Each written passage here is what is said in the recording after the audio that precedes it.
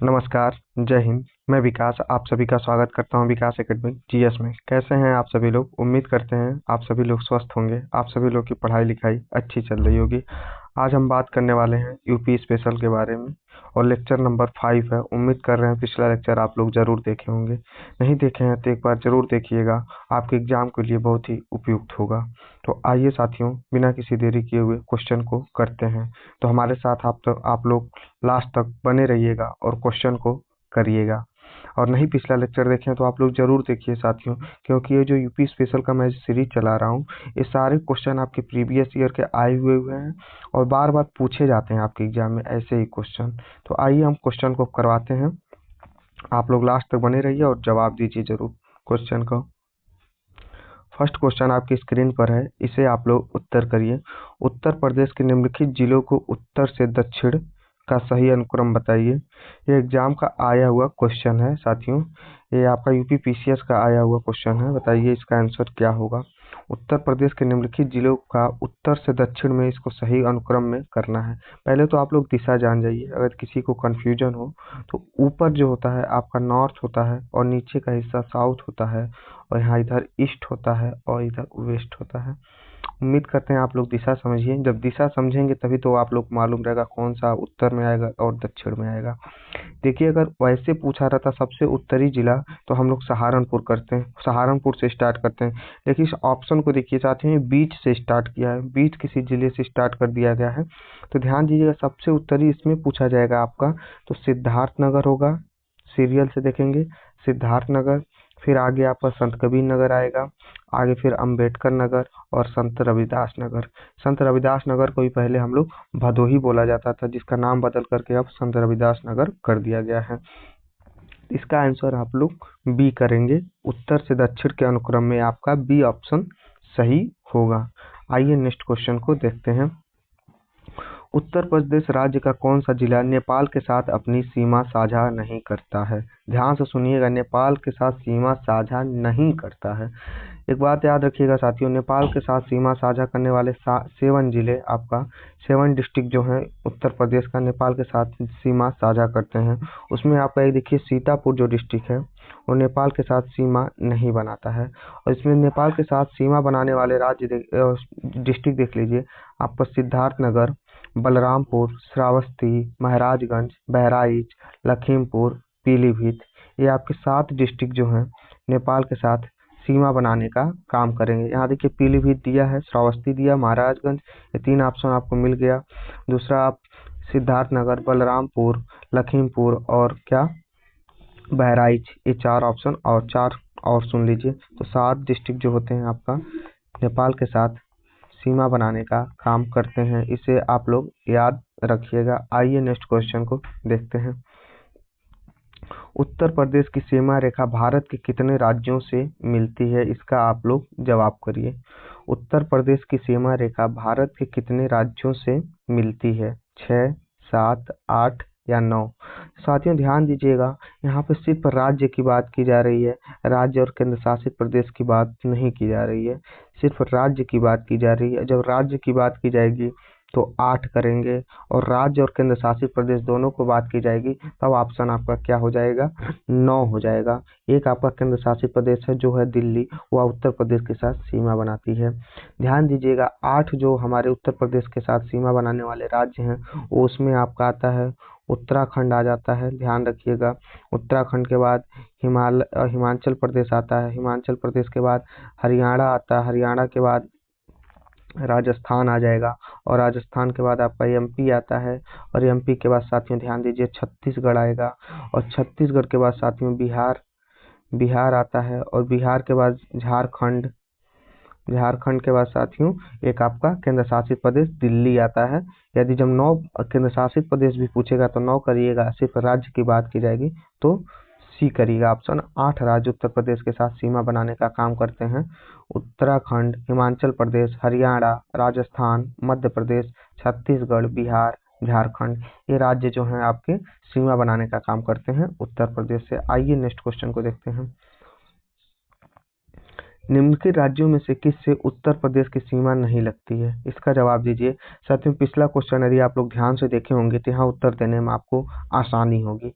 पूछ रहा है निम्नलिखित राज्यों में से किस से उत्तर प्रदेश की सीमा नहीं लगती। मैंने बताया है अभी 8 राज्यों से सीमा बनाता है उत्तर प्रदेश राज्य, तो उसमें कौन सा राज्य आपका शामिल नहीं है? तो यहाँ पर देखिए पंजाब जो है ये आपका उत्तर प्रदेश से सीमा बनाने का कार्य नहीं करता है, तो इसका आंसर आप लोग बी करेंगे।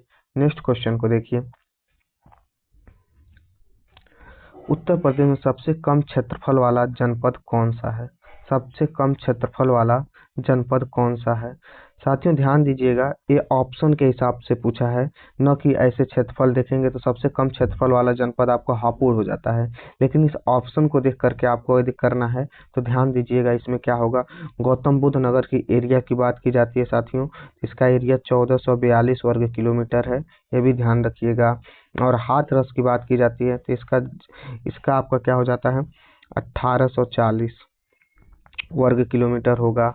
और कन्नौज की बात की जाती है तो 2093 वर्ग किलोमीटर होता है। और ध्यान दीजिए संत रविदास नगर की बात की जाए तो 1015 वर्ग किलोमीटर है। तो सबसे कम की बात की जाएगी इस ऑप्शन के हिसाब से आपका तो डी हो जाएगा, संत रविदास नगर। कन्नौज को ही हम लोग क्या बोलते हैं तो इत्र नगरी भी बोलते हैं, इसे भी आप लोग ध्यान रखिएगा। तो आप लोग 5 नंबर का आंसर डी करिएगा। ध्यान से देखिए, इस ऑप्शन के हिसाब से चूज करना था कि सबसे कम क्षेत्रफल वाला जिला कौन है, तो सबसे अधिक पूछता है इस ऑप्शन के हिसाब से तो हाथरस हो जाता, और कम की बात की जाए तो संत रविदास नगर होगा। आइए नेक्स्ट देखते हैं। उत्तर प्रदेश उत्तर प्रदेश राज्य का भारत में क्षेत्रफल की दृष्टि से कौन सा स्थान है? साथियों एक आसान सा क्वेश्चन है, उम्मीद करते हैं आप लोग इसको गलत नहीं करेंगे। क्षेत्रफल की दृष्टि से उत्तर प्रदेश राज्य का चौथा स्थान है। उत्तर प्रदेश राज्य का चौथा स्थान है, इसे आप लोग ध्यान रखिएगा। पहले स्थान पे आपका क्या आता है, राजस्थान आता है, फिर आपका मध्य प्रदेश आ जाता है, और मध्य प्रदेश के बाद महाराष्ट्र आ जाता है, और महाराष्ट्र के बाद साथियों ध्यान दीजिएगा आपका अपना प्यारा उत्तर प्रदेश आता है, इसे आप लोग ध्यान रखिएगा। राजस्थान, मध्य प्रदेश, महाराष्ट्र, उत्तर प्रदेश, चौथे नंबर पे क्या आता है, उत्तर प्रदेश आता है। और इसका भारत में क्षेत्रफल की परसेंटेज की बात की जाए तो 7.33% आपका है, यह भी ध्यान रखिएगा साथियों। आइए नेक्स्ट क्वेश्चन पर चलते हैं, इसका आंसर डी हो जाएगा। उत्तर प्रदेश का सबसे बड़ा जिला क्षेत्रफल की दृष्टि से कौन सा होगा? क्षेत्रफल की दृष्टि से साथियों सबसे बड़ा जिला की बात की जाती है तो कौन सा हो जाता है, लखीमपुर खीरी हो जाता है। और सबसे छोटा जिला की बात की जाएगी साथियों तो आप लोग क्या करेंगे, हापुड़ को करेंगे, इसे भी आप लोग ध्यान रखिएगा। सबसे छोटा जिला आपका हापुड़ हो जाएगा, आप लोग इसे भी याद रखिएगा। और प्रयागराज की बात की जाए तो यहाँ पर सबसे ज़्यादा क्या है, विधानसभा की सीटें हैं। प्रयागराज में सबसे ज़्यादा विधानसभा की सीटें हैं, टोटल 12 सीटें हैं यहाँ पर। तो उत्तर प्रदेश में सबसे ज़्यादा विधानसभा की सीटों की बात की जाएगी तो कहाँ पर है, इलाहाबाद में है, इसे भी आप लोग ध्यान रखिएगा। नेक्स्ट क्वेश्चन पर चलिए। 8 नंबर क्वेश्चन का आप लोग जवाब दीजिए। किस शहर को अभी तक राष्ट्रीय राजधानी क्षेत्र में सम्मिलित नहीं किया गया है? आप लोग 8 नंबर क्वेश्चन का जवाब दीजिए। तो साथियों ध्यान दीजिएगा, राष्ट्रीय राजधानी क्षेत्र में किसे नहीं शामिल किया गया है, तो जींद, करनाल, मुजफ्फरनगर ये सब कुछ शामिल है साथियों। यहाँ पर आपका अलीगढ़ नहीं शामिल किया गया है, अलीगढ़ को नहीं शामिल किया गया है। वर्तमान समय में उत्तर प्रदेश के 8 जिला आपके एनसीआर के अंतर्गत शामिल कर दिए गए हैं, और सबसे नया जिला आपका शामली को शामिल किया गया है, इसे भी आप लोग ध्यान रखिएगा। इसका आंसर सी हो जाएगा। नेक्स्ट क्वेश्चन पर चलिए, इसे जवाब दीजिए। निम्नलिखित में से किस जिले को राष्ट्रीय राजधानी क्षेत्र एनसीआर के 23वें जिले के रूप में शामिल किया गया है? साथियों एनसीआर के रूप में 23वें जिले को आपको शामली को शामिल किया गया है, शामली इसका आंसर हो जाएगा। ए नंबर आंसर इसका होगा, शामली को शामिल किया गया है। आइए नेक्स्ट देखते हैं। कब संयुक्त प्रांत का नाम बदलकर उत्तर प्रदेश कर दिया गया? साथियों इसका जवाब दीजिए, कब संयुक्त प्रांत का नाम बदलकर उत्तर प्रदेश किया गया है? 26 जनवरी 1950, 24 जनवरी 1950, 15 अगस्त 1950 या 2 अक्टूबर 1950? ध्यान दीजिएगा साथियों, 24 जनवरी 1950 को 24 जनवरी 1950 को संयुक्त प्रांत का नाम बदल करके उत्तर प्रदेश कर दिया गया। और इसी 24 जनवरी को हम लोग क्या मनाते हैं, तो यूपी दिवस अर्थात उत्तर प्रदेश दिवस मनाते हैं। और इसका स्टार्टअप की बात की जाएगी, इसे स्टार्ट करने की बात की जाएगी, तो इसे 2018 से उत्तर प्रदेश दिवस मनाना स्टार्ट किया गया है।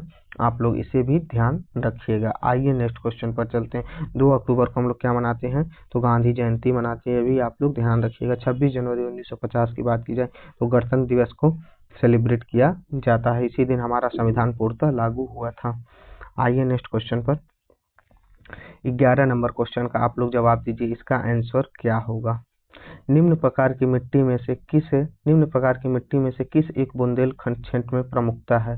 काली कपास की मिट्टी, जलोढ़ मिट्टी, करैल मिट्टी या विंध्यन मिट्टी। 11 नंबर क्वेश्चन का आप लोग जवाब दीजिए, इसका आंसर क्या हो जाएगा। 11 नंबर क्वेश्चन का आप लोग जवाब दीजिए, इसका आंसर आप लोग क्या करेंगे। कौन सी मिट्टी जो बुंदेलखंड क्षेत्र की प्रमुखता में आती है, तो ध्यान दीजिएगा, इसका आंसर आप लोग क्या करेंगे, काली कपास मिट्टी। काली कपास की मिट्टी जो है बुंदेलखंड क्षेत्र की प्रमुखता है। बुंदेलखंड क्षेत्र में मुख्यतः 2 प्रकार की मिट्टी पाई जाती है साथियों, मुख्यतः 2 प्रकार की मिट्टी पाई जाती है। एक आपका क्या होती है, काली मिट्टी और दूसरा आपका लाल मिट्टी। ये दोनों मिट्टियां आपके साथियों बुंदेलखंड रीजन में पाई जाती हैं। काली मिट्टी 2 प्रमुख वर्ग की मिट्टी पाई जाती है, जिसको हम बोलते हैं काबर और मार। इस तरह की मिट्टी में जल धारण क्षमता बहुत अधिक होती है और उत्पादन क्षमता भी बहुत अत्यधिक होती है काली मिट्टी में साथियों। और लाल मिट्टी साथियों, इसमें 2 समूह में इसको विभक्त किया गया है, राकर और यरुआ। इस मिट्टी में जल धारण क्षमता एवं उत्पादन क्षमता बहुत कम होती है, इसे भी आप लोग ध्यान रखिएगा। तो बुंदेलखंड क्षेत्र के अंतर्गत मुख्यतः 2 मिट्टी पाई जाती है, काली मिट्टी और लाल मिट्टी। काली मिट्टी साथियों आपका बहुत ही उपयुक्त और उपजाऊ मिट्टी होती है, तो आप लोग इसका आंसर ये करेंगे। नेक्स्ट क्वेश्चन पर चलते हैं। 12 नंबर क्वेश्चन का आप लोग आंसर करिए, इसका आंसर क्या होगा। उत्तर प्रदेश के भावर क्षेत्र में निम्नलिखित में से किस प्रकार की मृदा पाई जाती है। उत्तर प्रदेश के भावर क्षेत्र में साथियों ध्यान दीजिए, उत्तर प्रदेश के भावर क्षेत्र की बात की जाए, यहाँ पर कैसी मिट्टी पाई जाती है, तो यहाँ पर कंकरीली और पथरीली मिट्टियाँ पाई जाती हैं। कंकरीली और पथरीली मिट्टियाँ आपके भावर क्षेत्र में पाई जाती हैं, इसे आप लोग ध्यान रखिएगा। आइए नेक्स्ट क्वेश्चन पर चलते हैं। उत्तर प्रदेश में लाल मिट्टी मुख्यतः पाई जाती है, बताइए लाल मिट्टी कहाँ पाई जाती है उत्तर प्रदेश के। तो ध्यान दीजिएगा साथियों, उत्तर प्रदेश में लाल मिट्टी की बात की जाए तो ये आपका सीतापुर, बाराबंकी, एटा, मैनपुरी, मिर्जापुर, झांसी, आगरा, मथुरा। ध्यान दीजिए, उत्तर प्रदेश में रेड सॉइल की बात की जाए तो ये आपका मिर्जापुर, झांसी डिस्ट्रिक्ट में पाई जाती है, मिर्जापुर, झांसी। साथियों मुख्यतः प्रयागराज, झांसी, मिर्जापुर, सोनभद्र, चंदौली जिलों में इस मृदा का निर्माण होता है, यहाँ पर ध्यान रखिएगा। ठीक है, यह बात यह भी ध्यान रखिएगा ये कैसे बनता है, तो यह क्या होता है, इसका निर्माण बालुकामय लाल बिंदु चट्टानों के टूटने या फूटने से बनता है। और इसमें मृदा में नाइट्रोजन, फास्फोरस, चूना तथा जैव तत्व की कमी होती है और लौह का अधिकता पाया जाता है। इसलिए क्या होता है, उपजाऊ मिट्टी नहीं होती है, क्योंकि इसमें नाइट्रोजन और फास्फोरस की अधिकता पाई जाती है। आइए नेक्स्ट क्वेश्चन को देखते हैं। उत्तर प्रदेश में सशस्त्र जलवायु एग्रो क्लाइमेट जोन की संख्या कितनी है। एग्रो क्लाइमेट जोन की बात की जा रही है साथियों, तो यह 9 आते हैं। 9 क्षेत्रों में उत्तर प्रदेश को एग्रो क्लाइमेट क्षेत्र को बांटा गया है। एक एक करके आप सुन लीजिए, आपके एग्जाम के लिए इम्पोर्टेंट रहेगा।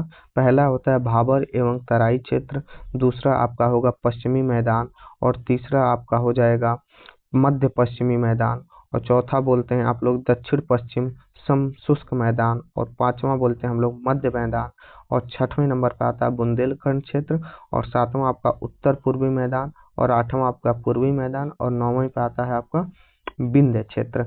इस प्रकार 9 क्षेत्रों में बांटा गया है किसे, सशस्त्र जलवायु क्षेत्रों को। ठीक है, उम्मीद करते हैं आप लोग ध्यान रखेंगे, इसका आंसर आप लोग सी करेंगे। आइए नेक्स्ट क्वेश्चन पर चलते हैं। निम्नलिखित स्थानों में से वर्षा ऋतु में कहाँ सर्वाधिक वर्षा होती है। साथियों वर्षा की बात की जाए तो सबसे अधिक वर्षा आपका गोरखपुर डिस्ट्रिक्ट में होता है, सबसे अधिक वर्षा गोरखपुर में होता है, और सबसे कम की बात की जाएगी तो आप लोग मथुरा करिएगा। सबसे कम की बात की जाएगी साथियों तो इसका सबसे कम वर्षा आपका मथुरा में होता है, यह भी आप लोग ध्यान रखिएगा। तो इसका आंसर आप लोग सी करेंगे। आइए नेक्स्ट क्वेश्चन पर चलते हैं। यूपी के निम्नलिखित जनपदों में से कौन उत्तरांचल अर्थात उत्तराखंड, हरियाणा तथा हिमाचल प्रदेश के साथ सीमा बनाता है? तो साथियों उत्तर प्रदेश का सबसे उत्तरी जिला कौन सा है? सहारनपुर। यह क्या करता है? 3 राज्यों से सीमा बनाने का काम करता है। उत्तराखंड, हरियाणा और हिमाचल प्रदेश, इन 3 राज्यों से सीमा बनाता है आपका सहारनपुर, और 4 राज्यों से सीमा बनाने का काम आपका सोनभद्र करता है। इसे भी आप लोग ध्यान रखिएगा। 4 राज्यों से, और कौन कौन सा वह राज्य है ध्यान दीजिएगा, कौन कौन सा राज्य है? तो बिहार, झारखंड, छत्तीसगढ़ और मध्य प्रदेश से सीमा बनाता है आपका सोनभद्र राज्य। तो 3 राज्यों से सीमा बनाने वाला सहारनपुर और 4 राज्यों से सीमा बनाने वाला आपका सोनभद्र होगा, आप लोग ध्यान रखिएगा। तो 16 का ये आंसर हो जाएगा। आइए नेक्स्ट क्वेश्चन पर चलते हैं। उत्तर प्रदेश के निम्न जनपदों में से किस एक को अंतर्राष्ट्रीय सीमा स्पर्श नहीं करती? बलरामपुर, श्रावस्ती, पीलीभीत या बस्ती? साथियों नेपाल के साथ सीमा बनाने वाले 7 राज्य हैं। 7 राज्य हैं, तो क्या उसमें बस्ती शामिल है? नहीं। तो ये आपका क्या हो जाएगा? गलत हो जाएगा। ठीक है, इसका आंसर डी होगा। और उत्तर प्रदेश के साथ अंतर्राष्ट्रीय सीमा बनाने वाला क्या है? एक नेपाल ही देश है जो हमारा उत्तर प्रदेश उससे अंतर्राष्ट्रीय सीमा बनाता है, और उत्तर प्रदेश के 7 जिला आपके नेपाल के साथ सीमा बनाने का काम करते हैं। इसे भी आप लोग ध्यान रखिएगा। आइए नेक्स्ट क्वेश्चन पर चलते हैं। 18 नंबर क्वेश्चन का आप लोग जवाब दीजिए। उत्तर प्रदेश का निम्नलिखित में से कौन सा जिला क्षेत्रफल की दृष्टि से सबसे छोटा है? इसका आंसर आप लोग क्या करेंगे? क्षेत्रफल की दृष्टि से सबसे छोटा राज्य जिला आपका हापुड़ हो जाएगा। आप लोग डी आंसर इसका करेंगे। हापुड़ आपका सबसे छोटा डिस्ट्रिक्ट है। आइए नेक्स्ट देखते हैं। भारत के कुल भौगोलिक क्षेत्र में उत्तर प्रदेश का कितना भौगोलिक प्रतिशत है? ध्यान दीजिएगा, अभी हम बताए हैं उत्तर प्रदेश क्या है, चौथे नंबर पर आता है क्षेत्रफल की दृष्टि से। तो उसका परसेंटेज की बात की जाए तो 7.33% आता है भारत के कुल भौगोलिक क्षेत्रफल के हिसाब से। 7.33% आपका उसका एरिया है।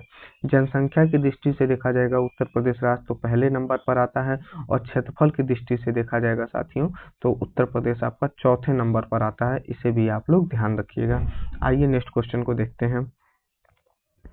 बुंदेलखंड नामक क्षेत्र निम्नलिखित किस सीमा के अंतर्गत आता है? बताइए, बुंदेलखंड नामक क्षेत्र निम्नलिखित में किस सीमा के अंतर्गत आता है? तो ध्यान रखिएगा, आपका बुंदेलखंड की बात की जाती है तो यह उत्तर प्रदेश और मध्य प्रदेश के सीमा के अंतर्गत आपका आता है। ठीक है, उत्तर प्रदेश और मध्य प्रदेश जो झांसी पढ़ते हैं हम लोग, झांसी देखते हैं, ये सब कहाँ आते हैं आपका? तो बुंदेलखंड रीजन के अंतर्गत ही तो आते हैं। चित्रकूट हो गया, झांसी हो गया, ये सब आपके बुंदेलखंड रीजन के अंतर्गत ही आएंगे। तो आपका क्या हो जाता है? आपका बी आंसर हो जाएगा इसका। उत्तर प्रदेश और मध्य प्रदेश से सीमा के अंतर्गत आपका बुंदेलखंड रीजन आता है। आइए नेक्स्ट देखते हैं। साथियों यहाँ पर मेरा सेशन समाप्त होता है, फिर जल्द ही मुलाकात होगी नेक्स्ट सेशन में। तभी तक सभी लोग वीडियो को देखिए, लाइक करिए, शेयर करिए, चैनल को सब्सक्राइब करिए। सभी को धन्यवाद। जय हिंद, नमस्कार।